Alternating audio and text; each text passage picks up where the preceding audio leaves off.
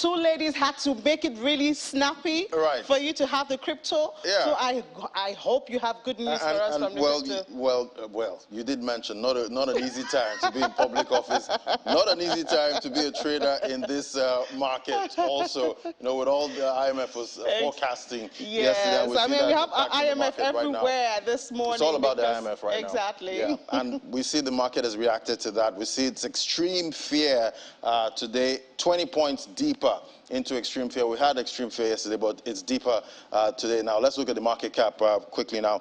We see it's $924.23 billion. That's up 0.39%. So we're seeing a bit of a pull-up there in the market this morning, even though there's a major fear in the market. $48.81 billion, that's volume traded, down 12.32% this morning. Let's bring in Amari Sachet now to discuss other matters happening in the market. Hello, Amari. Great to have you.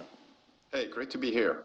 Yeah, so Amari, we did have that information come from PayPal that they were going to seize some of their user funds, about $2,500 worth, if they spread false information or misinformation, with their platforms. And I'm wondering, how is that going to work? Even though they've refuted that, now, how is it going to work? And what does it say about the decentralization narrative?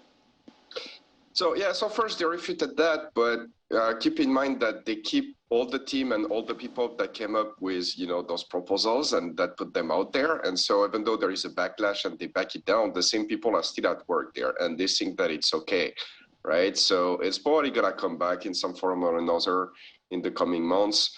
So how does that work? Well, basically PayPal decides that they can be judge and executioner here, and if they don't like what you have to say and they consider it to be misinformation, then they're gonna keep your money.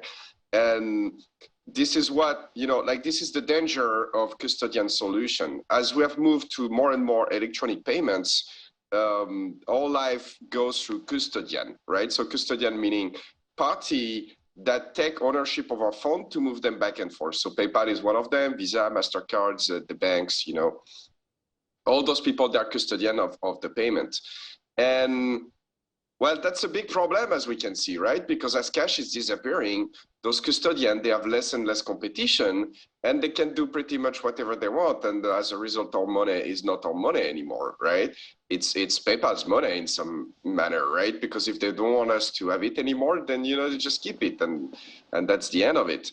And this is why, personally, this is why I'm involved in the crypto space, because those decentralized chain, they have censorship resistance. They cannot, censor transaction in that way. There is no custodian that take ownership of the fund to move them back and forth. People are moving the fund from one party to the next right away. This is why we call them digital cash, because in that sense, it works just like cash. One party sends the money to another. And this is the way in the coming year, people are going to be able to keep their financial freedom. Without that, you basically have no financial freedom. All your transactions depend on the third party agreeing to process them.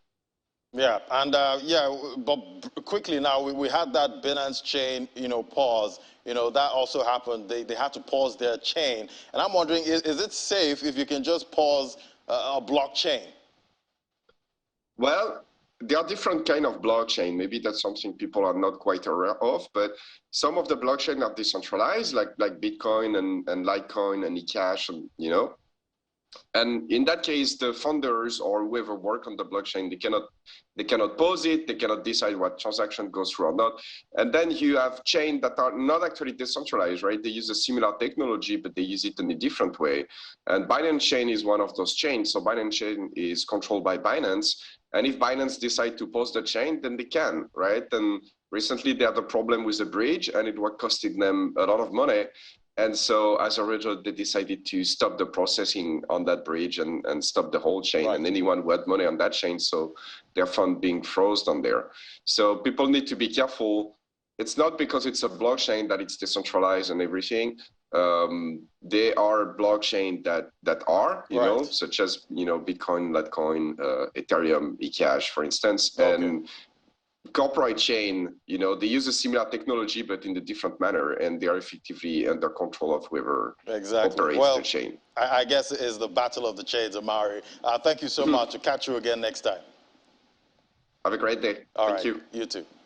All right, so Eni, that's how it's looking in the market. Battle of the chains. Yeah, the battle of the chains right now. Battle of the coins, battle of the currencies. Exactly. So many battles. Winning, dollar winning, other currencies trying to catch up. Crushing every other currency at this point. It's a battle of life. Exactly.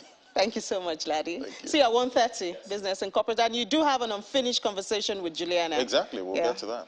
Sure. All right.